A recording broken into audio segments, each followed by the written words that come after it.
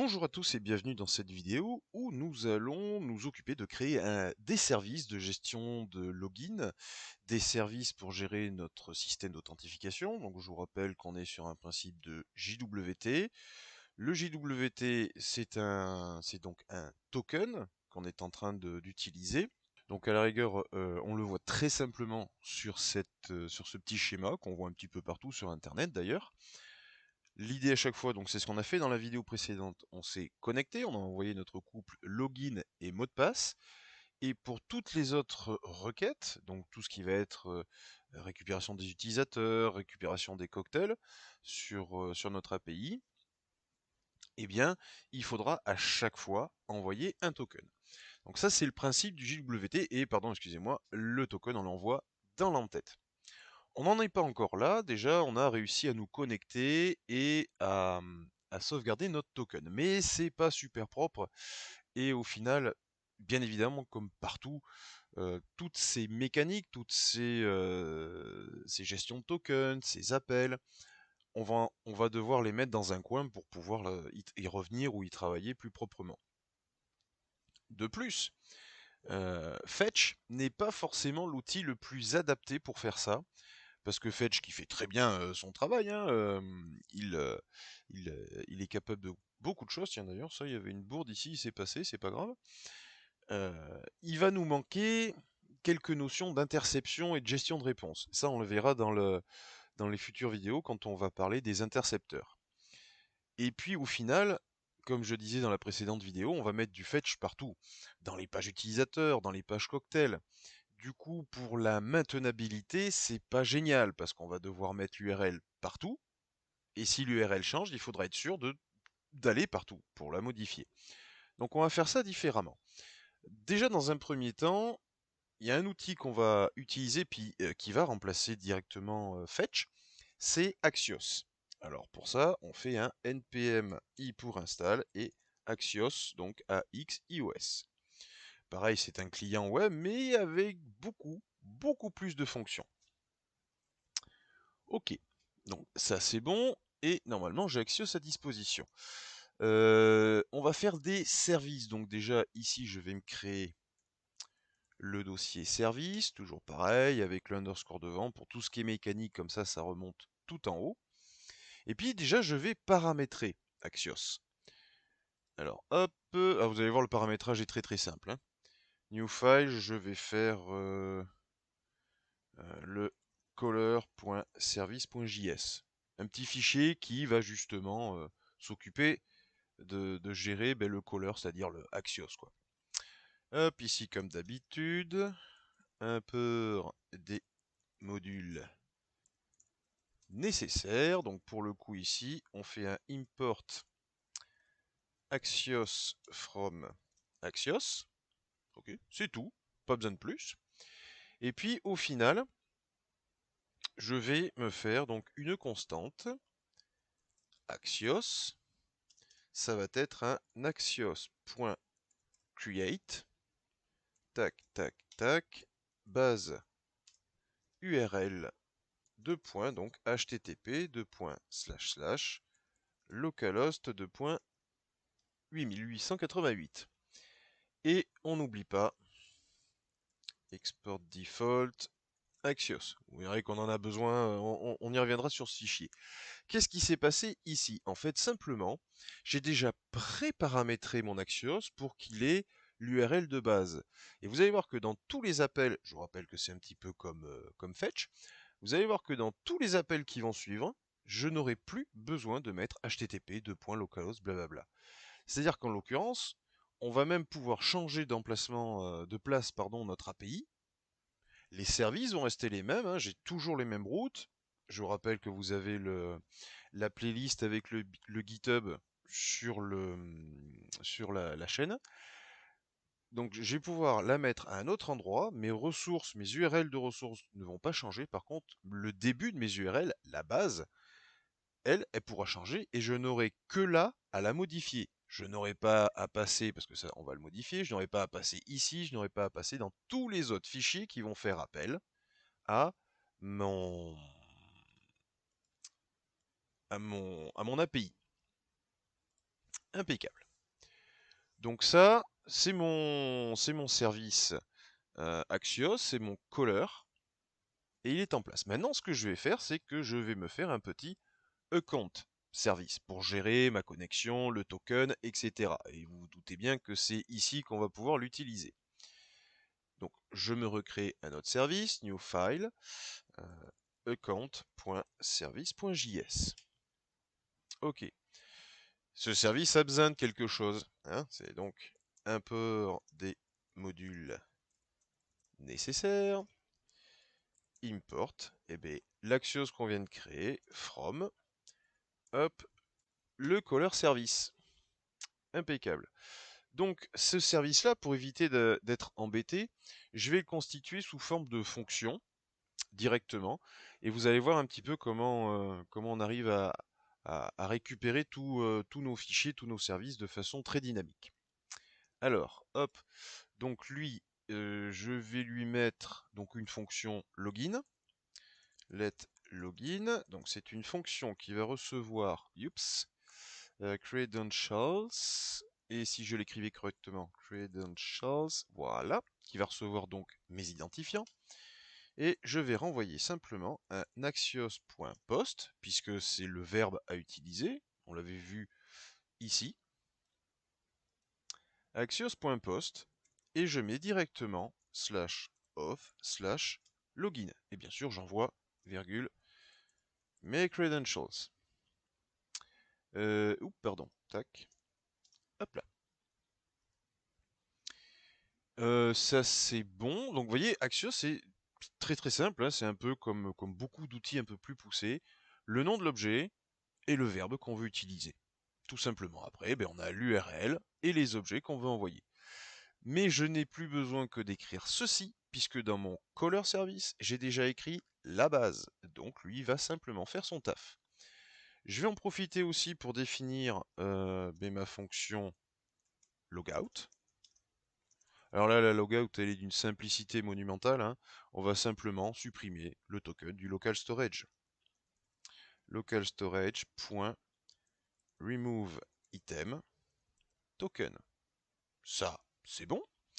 Du coup, puisqu'on parlait du token, on va en profiter pour se faire le save token, puisque quand on se connecte, il faut pouvoir...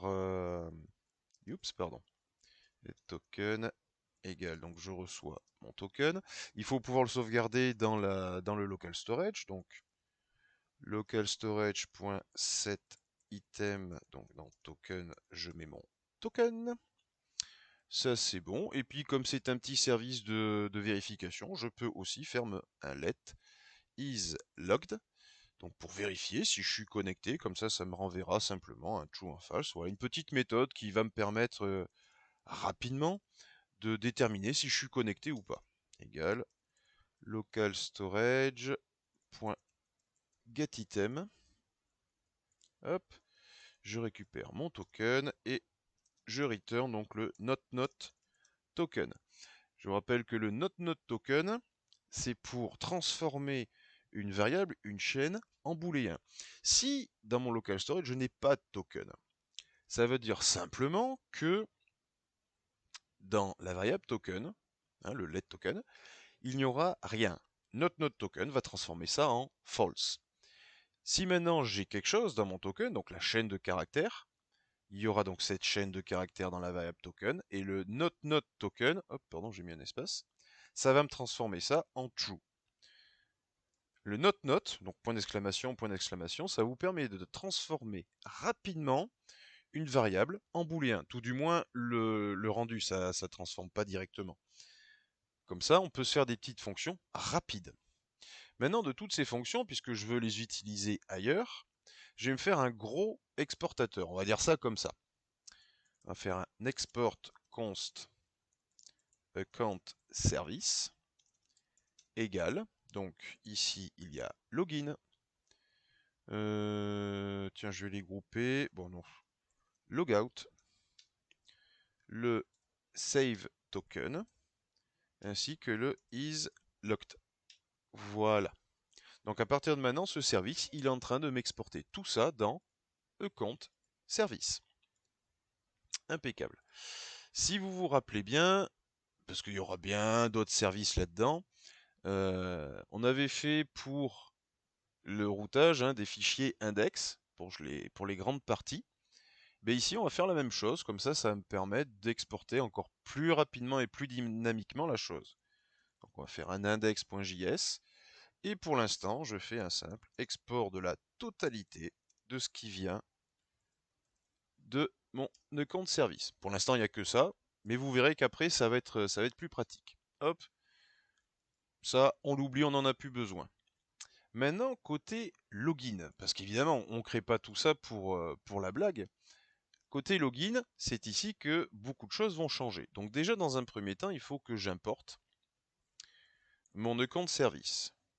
Hop, account service, tac, from, donc toujours arrobase, /_ services. Hop là. Et j'oublie pas de fermer ici. Voilà. Donc le fait d'avoir mis mon fichier index, je n'ai plus besoin de préciser ce que je veux derrière mon service. Et enfin, comme il y a beaucoup de choses qui sont exportées, avec les crochets, je choisis le service qui est exporté depuis ce dossier. Vous voyez, c'est largement plus simple. Donc c'est ici que ça va jouer. En fait, donc ma méthode login, c'est un account service.login, voilà, et on lui avait dit qu'on envoie les credentials, donc this.user. Voilà, c'est ce qu'on avait, donné ici. Ok, c'est une promesse, donc on va encore utiliser du Zen un petit peu. Then, ça m'envoie une réponse. Réponse que je vais m'afficher de suite, console log resp. Hop là. Parce qu'il y a une petite subtilité, une petite différence entre fetch et Axios. Console.log res. Et bien évidemment, on n'oublie pas qu'il faut attraper l'erreur si jamais on en a une. Hop là. Bon, après, je passe très très vite en async await. Non, je le ferai une autre fois dans une autre vidéo. Donc voilà, hop, je vais mettre tout ça comme ça. Tac, tac. Et je relance mon serveur. npm run serve. Vous voyez déjà, bon, le temps qui compile, ça simplifie grandement la maintenabilité de nos fichiers. Donc je reprends. On a déjà d'abord créé un caller puisqu'on a installé Axios qui va remplacer Fetch. Axios lui est paramétrable, donc dans le caller service, on en a profité pour mettre ça en place. Et encore une fois, je vous dis qu'on rajoutera bien d'autres choses. Dans notre account service, on a créé quelques petites fonctions qui vont nous permettre de travailler avec, qui vont nous permettre de traiter tout ce qui est lié à notre compte utilisateur. Et puis on a utilisé cette petite astuce pour tout exporter avec un fichier index, tout exporter de notre fichier. Ça c'est bon, ce qui fait que du coup, dans notre login, on a simplement importé le service qu'on veut depuis directement le dossier, on n'a plus besoin de l'appeler. Ça c'est notre fichier index qui nous permet de faire ça. Et enfin, on utilise directement donc accountservice.login, c'est celui qui est ici, qui va renvoyer la promesse d'Axios post, c'est-à-dire le retour de notre poste.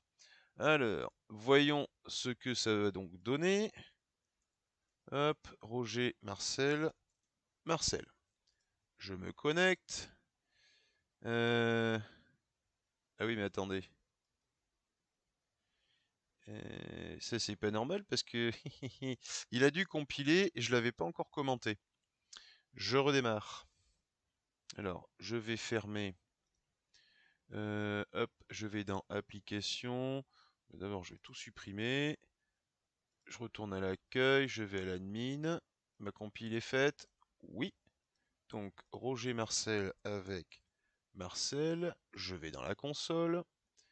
Bon, je nettoie tout ça. Et je me connecte. Et login vu 43. Oui, non. Ah, il l'a gardé, le goré. Alors attendez, ça doit être la mémoire du navigateur. CTRL F5. On rafraîchit tout. Voilà. Là, c'est mieux. Cannot access login before initialization. Qu'est-ce qu'il me dit? Donc ça viendrait de mon e-compte service à la ligne 5. Hop, e-compte service, ligne 5. Ah oui. Hop. Ça, faut que ça aille ici. Dans ce format-là, c'est comme ça. Normalement, ça devrait mieux le faire. Voyons voir. Ouais. CTRL F5. Voilà. Je vais à l'admin. Mince, j'ai oublié de nettoyer mon token. Je rafraîchis. J'ai mon login. Donc Roger Marcel. Marcel. Je vais dans la console. Je me connecte. Ok, voilà. On a notre réponse d'Axios. Vous voyez qu'elle est quand même bien différente. Et au final, donc il n'y a plus de flux, il n'y a plus ce type d'erreur. Au final, tout se situe dans la clé data. Donc c'est un objet que je récupère et tout vient dans data. Et dans data, on a bien notre access token. Hop, donc je retourne dans login. Je vais recommencer. Donc on est à res.data. Hein, et puis on aura notre clé access token. On recommence. Hop, Marcel. Voilà, on a notre objet, access token, et tout va bien. Alors maintenant, qu'est-ce qu'on avait dit? Qu'on avait la fonction saveToken ici pour directement, elle va recevoir un token et puis elle va le mettre dans le local storage. Et enfin, on va pouvoir après être redirigé vers la home comme on l'avait fait dans login. Donc, au lieu de. Donc, nous on avait ça. Tiens, je vais le reprendre. Copier. Hop. Tac. Voilà. Donc, ça, c'est ce qu'on avait avec le fetch. Donc, ça, on va oublier. Et on va faire account service. Tu le sors pas de suite, c'est pas grave. Save token. Donc là, je lui donne le resdata.access token. Hop, ça c'est bon. Et enfin, je suis redirigé. Donc ça, je vais enlever tout ça. Voilà. Ça fait quand même des choses beaucoup plus simples hein, avec les services. On sait que dans notre service, toute notre mécanique est directement là-bas. Donc, je rappelle que save token, c'est pour mettre le token dans local storage et que le guard ira regarder et que normalement, on se connecte. On va tester ça de suite. Je fais un CTRL F5 histoire de ne pas me faire avoir encore. Marcel, boum. Ça y est, je suis connecté. On a réellement notre service qui est en fonction. Alors, la prochaine vidéo, justement, on va s'occuper de récupérer, par exemple, la liste des utilisateurs. Et vous allez voir qu'Axios et son système d'intercepteurs est quand même beaucoup plus pratique.